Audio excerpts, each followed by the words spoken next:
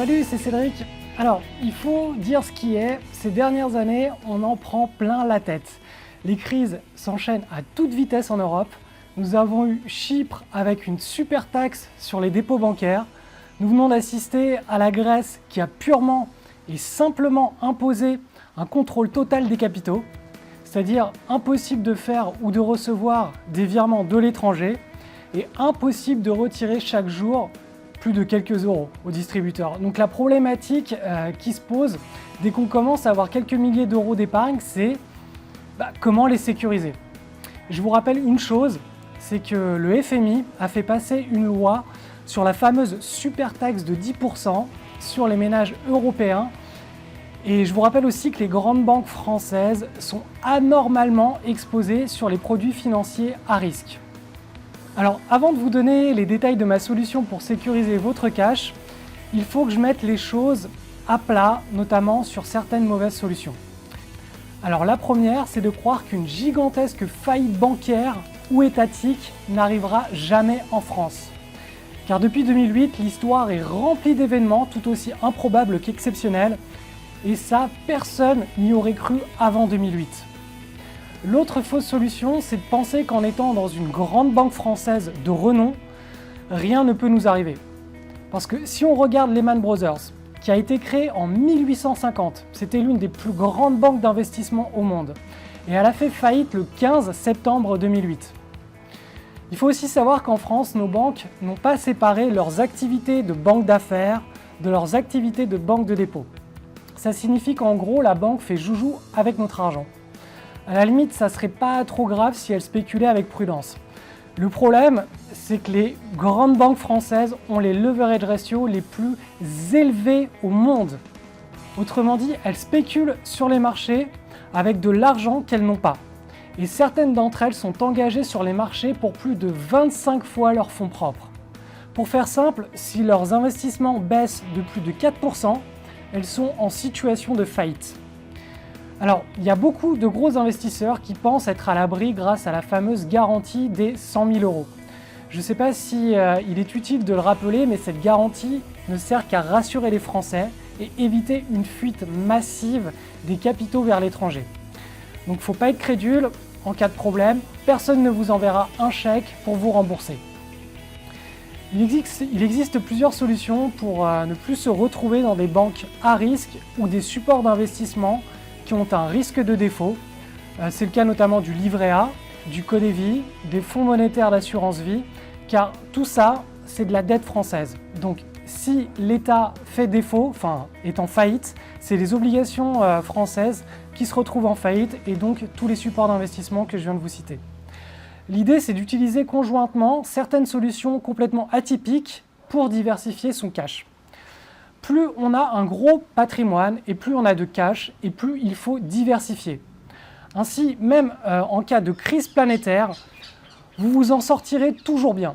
Aujourd'hui, je vais vous parler d'une solution en particulier qui est celle d'ouvrir un compte à l'étranger.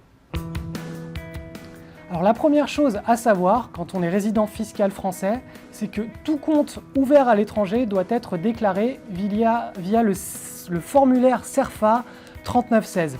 Donc cette déclaration se fait en même temps que celle de vos revenus chaque année. La deuxième solution, c'est qu'il faut viser une banque en dehors de l'Union européenne dans le but donc d'éviter tous les problèmes systémiques liés à l'UE. Donc il va falloir trouver une banque solide avec un leverage ratio qui soit inférieur à 8 et cette banque ne doit surtout pas être dans une république bananière. Elle doit être dans une juridiction qui est stable et avec un dynamisme économique qui est réel. Il faut aussi savoir que certaines juridictions, comme par exemple celle de Dubaï, ne permettent pas aux étrangers l'ouverture d'un compte bancaire personnel, mais uniquement d'entreprise. Alors la troisième chose à savoir, c'est que la banque doit vous proposer un internet banking de qualité. Il faut que vous puissiez gérer en ligne vos virements et que vous puissiez avoir accès à un compte multi-devises. Tout ça doit être gérable intégralement via l'interface internet. Par exemple, l'une des banques les plus saines de Singapour a une internet banking qui ne permet pas de faire des virements internationaux ou de gérer ses placements monétaires sans risque. C'est-à-dire qu'on doit tout faire par fax Donc il est impossible de faire une transaction, même si vous envoyez un email avec les scans pour justifier la transaction. Donc ce genre de banque à l'ancienne, vaut mieux éviter. L'idéal, c'est une banque qui remplit tous les critères et qui permet d'ouvrir son compte sans se déplacer physiquement à l'autre bout du monde. Le rêve, ce serait que cette banque rémunère carrément les dépôts, quelle que soit la devise, au moins au minimum comme un livret A, ou mieux encore, on va dire qu'elle rémunère les dépôts en devise locale, mais ça à des niveaux comparables à celui d'une assurance vie en monétaire. Si on trouve ça, alors là, on peut dire qu'on a une véritable arme de guerre pour diversifier notre cash. Alors la bonne nouvelle, c'est que cette banque, elle existe. Et j'en ai longuement parlé dans la formation sur le portefeuille anti-crise planétaire. Alors avant de vous donner le nom de cette banque, je vous rappelle que le portefeuille anti-crise est construit sur les actifs les plus physiques possibles. Donc ce portefeuille ne subit pratiquement pas la fiscalité. Pourquoi? Car les actifs sont détenus sur le long terme et il n'y a qu'un seul petit arbitrage annuel à faire. Donc la fiscalité, elle ne s'appliquera que sur ce petit arbitrage. Donc pour faire simple, c'est un portefeuille long terme qui grossira sans se faire essorer par les impôts. Dans le portefeuille anti-crise, on alloue 25% au cash. Plus votre portefeuille est important et plus vous devez diversifier votre cash pour neutraliser le risque de défaut institutionnel, le risque de crise économique et le risque géographique lié à la zone euro.